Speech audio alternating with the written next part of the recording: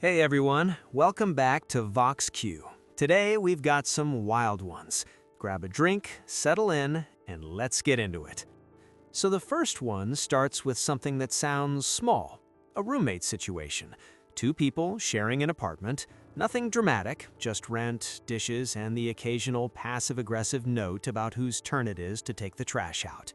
Except in this case, one of them slowly started acting like the place belonged entirely to her, and it got weird fast. The guy telling the story had already been living in the apartment for about 8 months. His name's Aaron. Quiet guy, works remote, mostly keeps to himself. When his previous roommate moved out, the landlord asked if he'd be okay with someone new moving into the second room. Aaron said sure. Enter Megan. At first, everything seemed normal. She moved in with 2 suitcases, a couple plants, and the kind of energy people have when they want to seem friendly but also very clearly want control of the environment. The first week, totally fine. "Hey, do you mind if I move the couch a little?" she asked. "Sure," Aaron said. "Do you mind if I put some stuff on the walls?" "Yeah, that's fine." But then the changes kept coming. The couch moved again. Then the coffee table disappeared. Then one day, Aaron walked into the kitchen and all the cabinets had been reorganized. "Hey," he said casually, "where'd all the plates go?"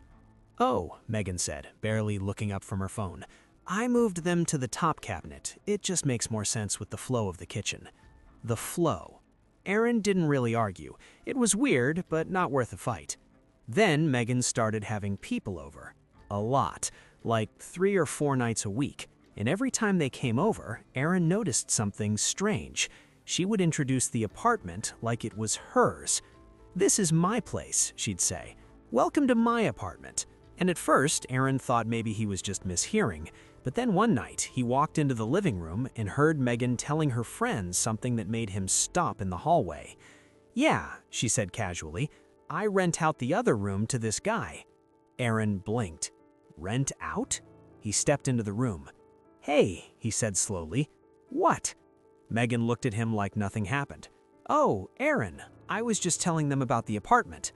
"Yeah," he said, "you just said you rent the room to me." She laughed. "Relax, it's just easier to explain." Now this is where something interesting happens psychologically.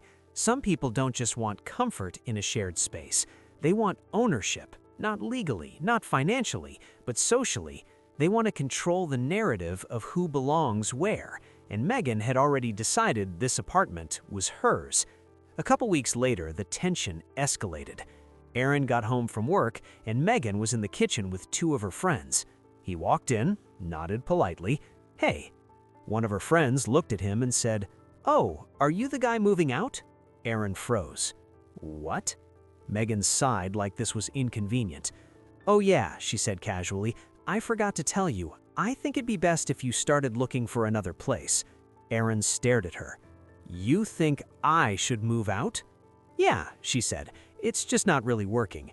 And honestly, I feel like I need the whole apartment." The whole apartment. Now, here's the part Megan didn't know. Aaron didn't just live there, he was the primary leaseholder. The landlord had approved Megan as an additional tenant, not the other way around. Aaron leaned on the counter. "You want me to move out?" "Yeah," Megan said. "Probably within a month would be fair." Her friends were watching the whole thing like it was a reality show. Aaron nodded slowly. "Okay." And then he pulled out his phone. "Cool. Let's call the landlord and ask what he thinks."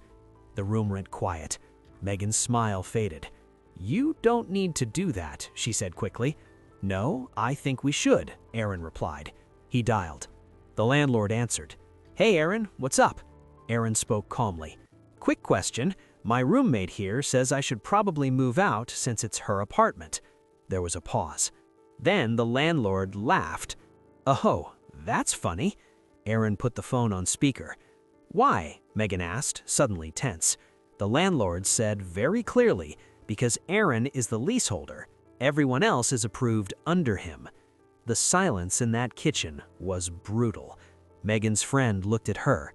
"Wait, you told us this was your apartment." Aaron looked at Megan. "So," he said calmly, "should we talk about who might need to move out?" Megan's face turned red. She started trying to explain. Well, technically, I just meant, but the damage was done. Within a week, Megan asked if she could break her lease early, and Aaron said something simple. Yeah, that would probably be best. Now, if you thought that was messy, this next one is a different kind of chaos, because this one involves something way more dangerous than a bad roommate, a reputation. The guy in this story, we'll call him Daniel, had been dating his girlfriend Chloe for about a year and a half. Pretty normal relationship. Same friend group, weekend hangouts, group chats blowing up every Friday night trying to decide where everyone was going. Then one day, Daniel noticed something weird. People started acting different around him. Not openly hostile, but colder, shorter conversations. A couple friends suddenly stopped replying to messages. At first, he thought maybe it was just life getting busy, until his best friend Mark called him. "Hey man," Mark said carefully, "I need to ask you something." "Yeah? Did you cheat on Chloe?" Daniel felt his stomach drop. "What?" Mark hesitated. "She told everyone you did."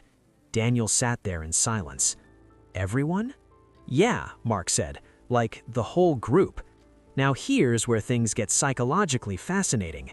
When someone spreads an accusation like that first, before you even know it exists, they control the narrative. People hear the story, they fill in the blanks, and suddenly the accused person is defending themselves against something invisible. Daniel texted Chloe immediately. "Why are people saying I cheated on you?" She replied 5 minutes later. "Because you did." Daniel stared at the message. "I didn't. You emotionally cheated," she wrote. "What does that even mean?" "You were texting another girl." Now here's the thing. Daniel had been texting a coworker about work in a group project. Completely normal. But Chloe had taken screenshots of a couple messages, completely out of context, and told their friends he was secretly talking to someone behind her back. Daniel tried to talk to her. "Can we clear this up?" "No," she said. "I'm done." And just like that, she broke up with him. But the damage was already done. For about a week, Daniel just stayed quiet, because sometimes when accusations fly around a social group, trying to defend yourself immediately just makes things louder. But then, something clicked.